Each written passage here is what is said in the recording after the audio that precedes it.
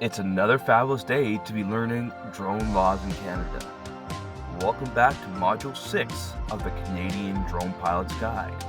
Before we begin, I would like to advise subscribers of this channel with sign up at Drone Center, they'll receive free ground school study guide, free SOPs, free logbook, upload and storage, our free recency packages, our drone wings after license completion and sign up, with small monthly payments across 24 months. Let Drone Center take the guesswork out of your study. As an advisory, if you prefer the more traditional route of studying, you can sign up via our ground school on www.sugudrones.com. We provide an accelerated ground school with monthly dates across the year. If you're looking for corporate training, accelerated training, or if you're having any difficulty with studying, come to our monthly ground school dates and we'll get you done within the weekend.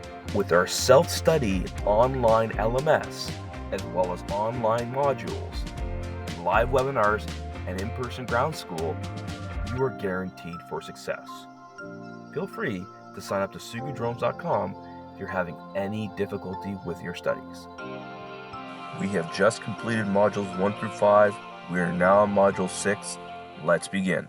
So this slide begins with Prohibition Emergency Security Perimeter, CARS 901.12.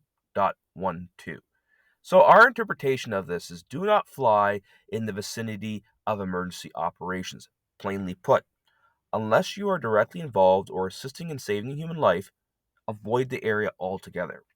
Avoid flying over within a security perimeter that has been established in response to an emergency. This applies to situations such as police operations, firefighting, rescue operations, and natural disasters. Although these operations may be tempting to capture with a drone, refrain from doing so unless you are an active participant. It is important to stay out of the way of courageous individuals who are working tirelessly to save our lives. Now, this is important as we're going to be discussing this later on with our case study. It involves someone in Quebec actually busting an emergency secure perimeter with their drone. 901.13 covers not exceeding the boundaries of Canadian domestic airspace. So this means if you're flying your drone near Niagara Falls, you can't fly it beyond the falls or on the American side. You need to stay put on the Canadian side.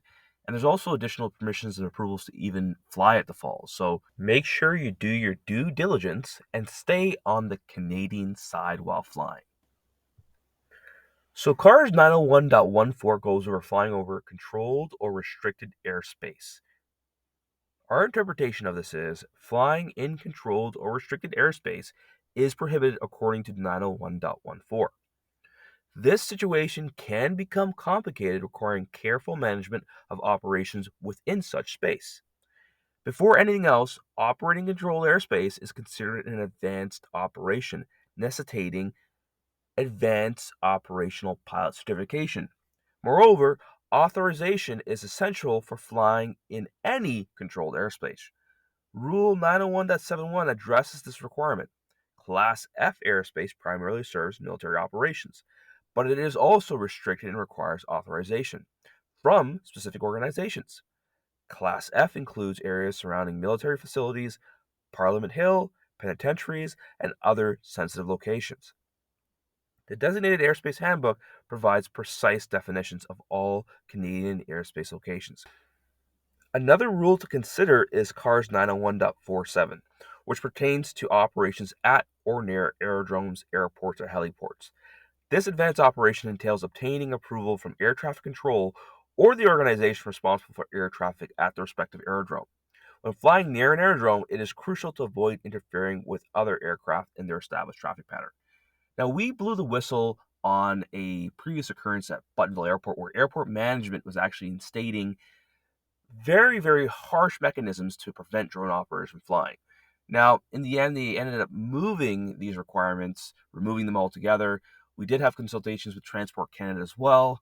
We exhorted our complaints, and at the end of the day, however, it left a negative taste in the RPAS industry. So this slide goes over inadvertent entry into controlled or restricted airspace, CARS 901.15. Our interpretation is this text again suggests that if inadvertent entry in controlled or restricted airspace takes place, it is important to notify the appropriate authorities. This implies in situations where your aircraft is no longer under control and unintentionally enters controlled airspace or Class F airspace, it is crucial to promptly reach out to the correct authority as outlined in the designated airspace handbook. So 901.25 covers max altitude. The maximum altitude is determined by Rule 901.25, a crucial regulation found in the Canadian aviation regulations. However, I believe that the wording of this rule is kind of poor actually. In short, when flying within 61 meters horizontally, you must maintain the greater of either 122 meters or 30 meters above buildings or structures. To better understand this rule, refer to the diagram provided. If you come across a small building, let's say 30 meters high, you can fly up to 122 meters above it as the standard maximum altitude. However, if you encounter a particularly tall structure or building, you're allowed to go an additional 30 meters above it. For example, if there is a tower that stands at 400 feet or 122 meters, you can fly up to a total of 152 meters above it. In this case, the maximum altitude is determined by the greater of the two options, either 400 feet or 100 feet above the tower.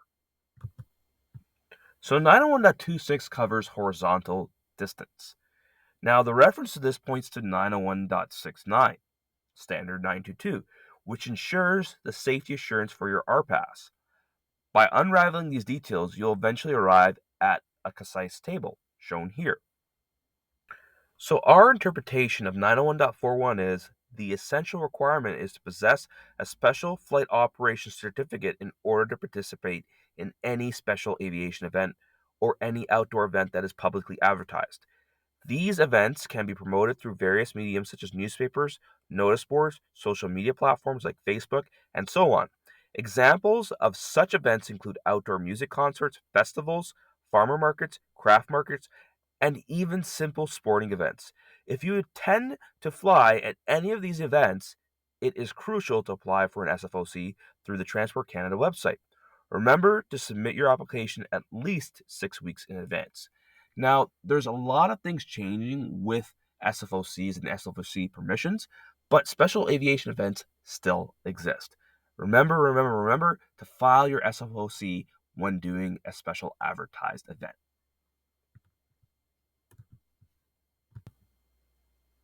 As an advisory, if you're interested in aviation and maintenance task compliance, sign up to Drone Center. The benefits are endless. Now, onto our case study on how someone actually busted an emergency perimeter. In a city where technology intertwines with the everyday, a story unfolds. A person eager to capture the moment operated a drone within the confines of a security perimeter set up in response to an emergency. What this operator failed to realize was that their actions were about to collide with a web of regulations. Public authorities, racing against time, had established a security perimeter to ensure safety during a critical situation.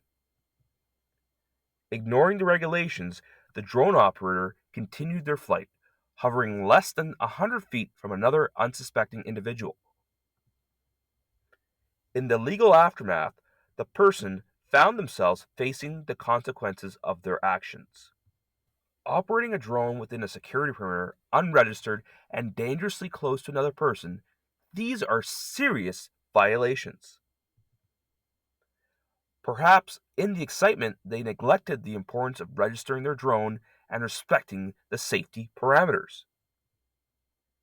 The accused operated a remotely piloted aircraft system in a manner that posed a risk to public safety. The repercussions extended beyond legal matters, impacting the very fabric of community safety. In the vast skies of opportunity, let's navigate responsibly. Register your drones, adhere to emergency parameters, and respect the personal space of those around you. Thank you again for watching another episode of the Canadian Drone Pilots Guide. I'll see you next time.